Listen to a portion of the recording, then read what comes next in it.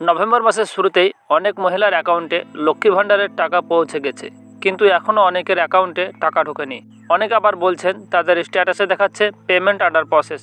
তাহলে প্রশ্ন হচ্ছে, যাদের এখনও টাকা আসেনি তারা কবে পাবে, আর আন্ডার প্রসেস এর মানে কি? চলুন এই বিষয়টা একটু ভালো করে জেনে নিই। তার আগে বলে রাখি, ভিডিওটি ভালো লাগলে অবশ্যই একটি লাইক দেবেন এবং এই খবরটি বন্ধুদের সঙ্গে অবশ্যই শেয়ার করবেন, আর আমার এই চ্যানেলটি অবশ্যই সাবস্ক্রাইব করে রাখবেন পরবর্তী আপডেট পাওয়ার জন্য।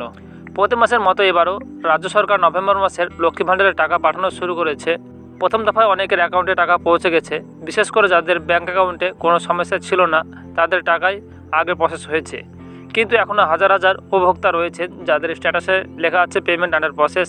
এর মানে হচ্ছে সরকার টাকা রিলিজ করে দিয়েছেন, কিন্তু ব্যাংকের দিক থেকে এখনও প্রসেসিং চলছে। এই প্রক্রিয়ায় 3 থেকে 7 দিন পর্যন্ত সময় লাগতে পারে। পশ্চিমবঙ্গ সরকারের সমাজ কল্যাণ দপ্তর সূত্রে জানা গেছে 7 তারিখের পর থেকে 12 তারিখের মধ্যে বাকি সব উপভোক্তাদের অ্যাকাউন্টে টাকা পৌঁছে যাবে। তবে যাদের ব্যাংক সার্ভার বা লিঙ্কিংয়ের সমস্যা আছে তাদের ক্ষেত্রে আরও কয়েকদিন দেরি হতে পারে। তাই যারা এখনও টাকা পাননি তারা চিন্তা করবেন না।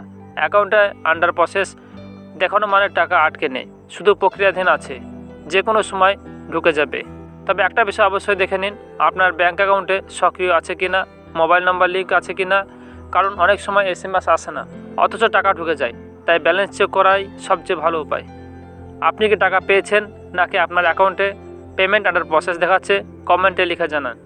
আর ভিডিওটি শেয়ার করে দিন যাতে অন্যরাও জানতে পারে লক্ষ্মী ভাণ্ডারের নভেম্বর মাসের টাকা আসছে, ধীরে ধীরে সবার অ্যাকাউন্টে পৌঁছে যাবে। আমি আছি আপনাদের সাথে, নতুন কোনো আপডেট এলে প্রথমে জানিয়ে দেবো। ধন্যবাদ সবাইকে।